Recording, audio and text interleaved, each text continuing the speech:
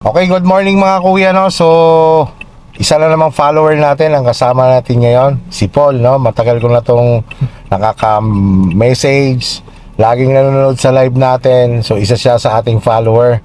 Dati nanonood lang siya, ngayon, eto, magkasama na kami, no, Paul? Good morning ulit, ha? Good morning po. So, tagal na inantay mo itong schedule na to, no? Na-cancel nung nakaraan, no? Although naman po, mga kuya, no, mga ate, si Paul hindi naman talaga totaling zero knowledge siya. Isa siyang forklift operator.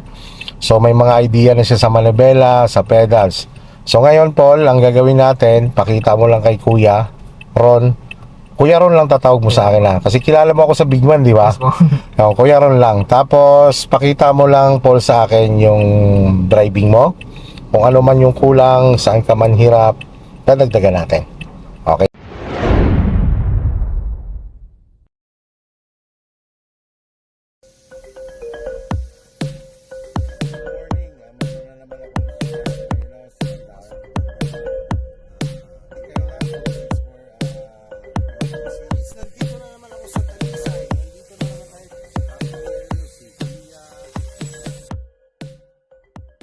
So ang ating magiging direction Paul, ito diretsuin lang natin, iwasan mo lang yung nakaparada na yan, dito lang tayo sa kaliwa, tapos baybayin mo lang muna yung kaliwa, pag tingin mo distraction na yung linya natin, lipat ka ulit. Basta ang linya kasi na ito Paul, anim ito, tagtatatlo ano.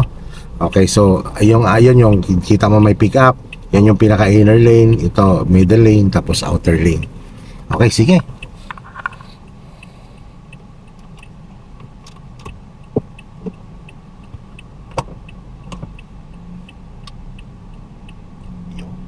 Swabe lang pa.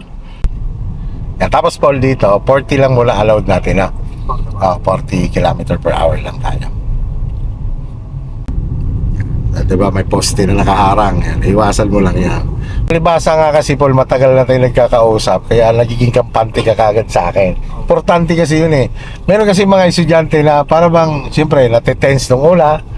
Tapos dyan, bandarian lang Paul. Pwede na tayo tumigil dyan. Okay, so mga kuya, no, nandito na kami sa bypass road going to Alaminos. So yan Paul, yung intersection yan Paul, yung ating madadatnan dyan. Ang ating direksyon lang tayo. Basta lagi mo lang tatandaan Paul, bilang isang maingat na driver, bawat intersection kailangan lagi slow down and observe lang left and right. Kahit ikaw ay sabihin na natin nasa priority lane ka, ito kasing position mo ngayon, ito yung consider mo na ikaw ay nasa priority lane. Yan. Mga lahat ng gustong mauna, paunahin mo lang. Yan, katulad ng mga nagbabike na yan, bubusinahan mo lang naman. And actually dito Paul, kasi kanina sabi ko nga ay 40 lang tayo. Dahil nga residential pa lang yan. Sa 40 ka na yan, pwede ka na mag 4th gear pag ganyan na speed mo.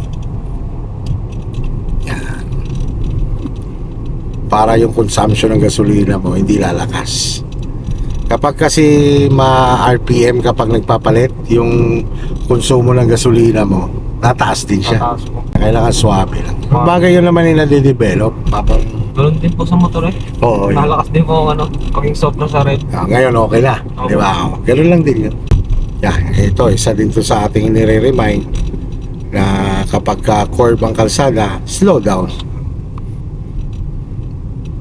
Kumbaga kailangan kontrolado mo ang sasakyan.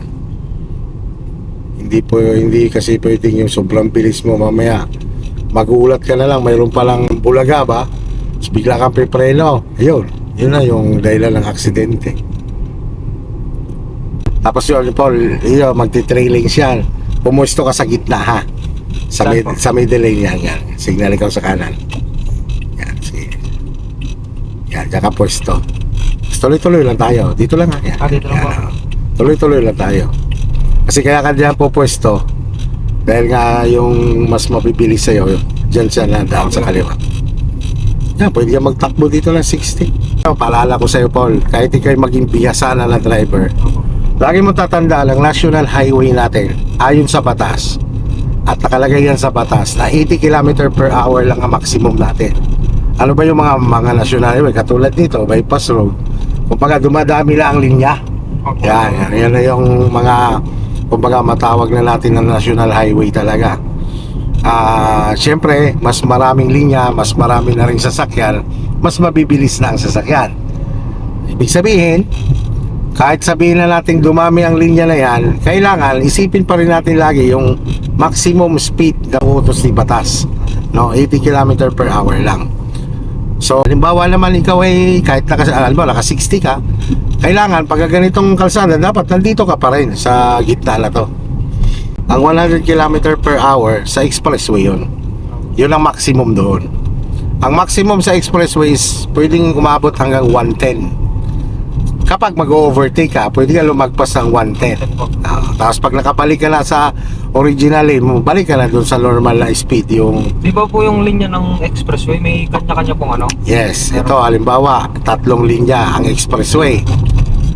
Ang kaliwang lane, yun yung tinatawag na overtaking lane. Tayo mga light vehicle, nandito tayo sa gitna.